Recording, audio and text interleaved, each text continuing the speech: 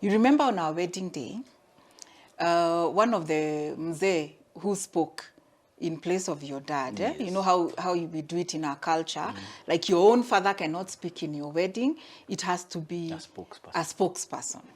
He said, did you say life is not complicated? Actually, marriage is not complicated.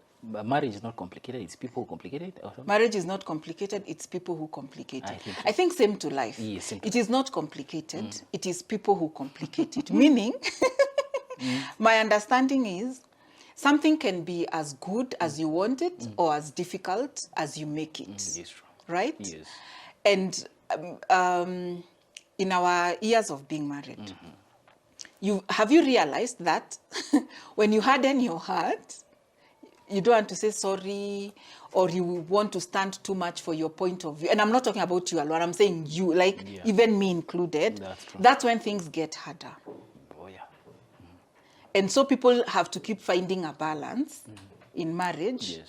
And no wonder the Bible says submitting yourselves one to another. Because at one time, no one can be right at all times and no one can be wrong at all times. Anyway, having said that, I just remembered that man from our wedding.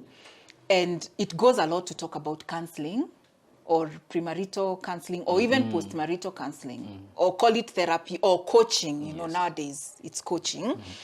It goes a lot to say about the importance of that in sustaining a healthy marriage. That's very true.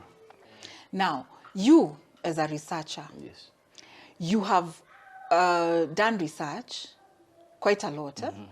And you have findings you had said you wanted to share. Yes. Regarding basically this issue of family and marriage and what is happening around there. Yes. Probably it will create for us, itafanya tujue where the gap is. Yeah, okay.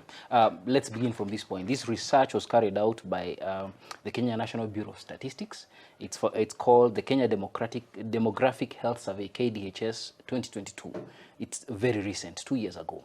And you can find it online. It's available online for anybody who's interested. Okay. Now, the finding concerning marriage and family, this is what they found out. Number one, that 55% of women and 46% of men between the ages of 15 to 19, they are currently in a union. Wait. Yes. You go slowly. Yeah. So that, tuichambue, pole pole. Yes. Did you say 15? 55% of women and 46% of men. The age? Yes. The age? 15 to, it's actually 25 to 49, not 15, sorry. It's Hey, 25 to 49. nimeshtuka. 15? Hiyo ni mtoto high school. No, it will come back later. Okay. But these... So 25 years, 25 years to 49. This goes on to show that really people, we still value marriage to a large extent. Half of the people are reporting themselves to be in a form of a union. Now, secondly, 19% of those who are currently married, their marriages are legally registered. What's the percentage? 19% of all those who report themselves married. 19% only. So again, people are not... so people are in situationships. Situationships, kamushte, what we used to call So should we have started by saying what a marriage is? Definitely, yes. Anyway, let's assume for now it's people living together. Definitely. Okay, all right. And then you have, this one is a bit more concerning. It found out that 9% of those who are currently married, women especially, not men, this is married women, they have co-wives, 9%. Oh. All right? So, and you're saying this is 2022? This is 2 years ago. This is just 2 years ago. They have co-wives? They have co-wives, 9%. Yes. Okay. We call them co-wives because that is a proper academic word. Co-wife. Co-wife. And